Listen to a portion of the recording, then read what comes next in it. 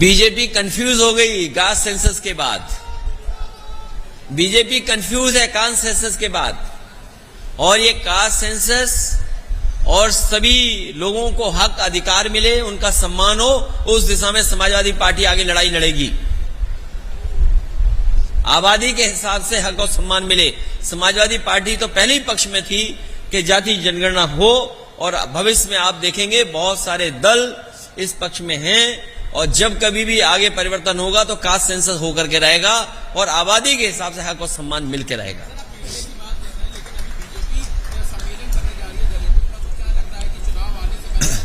Bharatiya Janata party का दलित सम्मेलन, पिछड़ा सम्मेलन उसी तरीके से है जिस तरीके से महिला आरक्षण है इनका।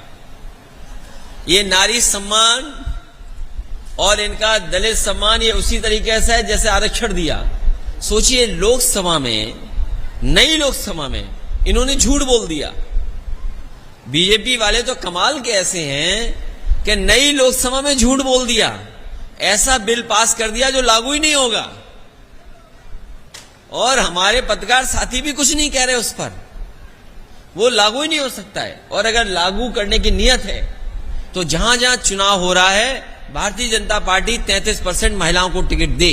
मध्य प्रदेश में दे 33% टिकट, राजस्थान में टिकट दे 33%, आपके झारखंड में, छत्तीसगढ़ में हो रहा है चुनाव, वहां दे। तो आखिरकार आपने बिल पास कर दिया, लेकिन आपकी नीयत साफ नहीं है, इसलिए आप पॉलिटिकली उनको आगे नहीं बढ़ाना चाहते हैं। ये केवल बहस का मुद्दा है, इसलिए वो जनता को गुमराह करने के लिए बिल पास किए। वादियों के विचारों को लेकर के हमारे कार्यकर्ता, हमारे नेता गांव-गांव जाएंगे और भारतीय जनता पार्टी को इस बार लोकसभा के चुनाव में सबक सिखाएंगे। 14 में जो आए थे वो 24 में चले जाएंगे। यूपी से आए थे, यूपी से ही बाहर चले जाएंगे। इंडिया के साथ साथ एनडीए को पीडीए हराने का काम करेगा।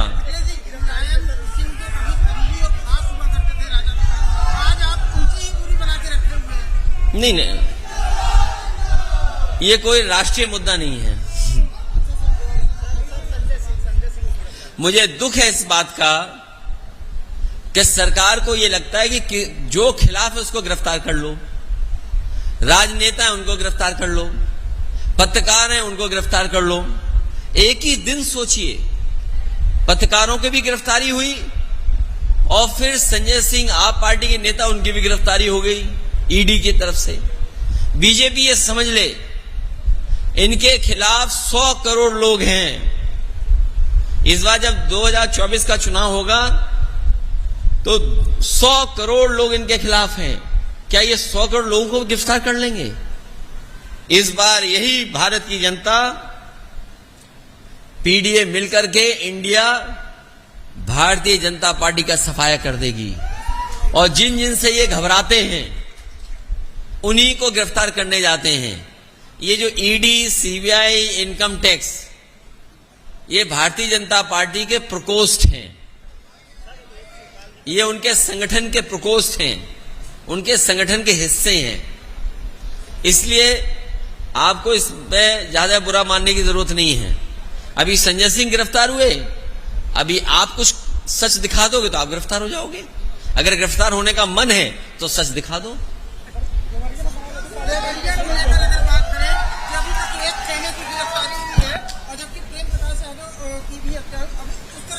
देखिए, ये सरकार न्याय नहीं दे सकती, और जब सत्ता में बैठे लोगों की नियत ये न हो कि न्याय मिलना हो।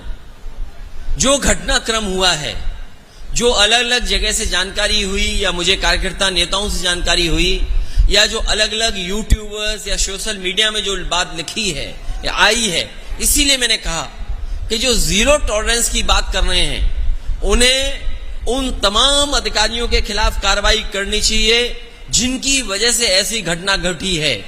जिला पंचायत सदस्य, पहले उनको मारा गया, और अगर हम डीएम का पहला स्टेटमेंट मान लें, डीएम ने जो स्टेटमेंट दिया वहां का, घटना होने के बाद जो पहला स्टेटमेंट दिया, उन्होंने कहा कि रिटेलिएट हुआ है, कि एक घटना जब हुई और उसको देख करके परिवार के लोग आए और उसके बाद ये दूसरी घटना हुई।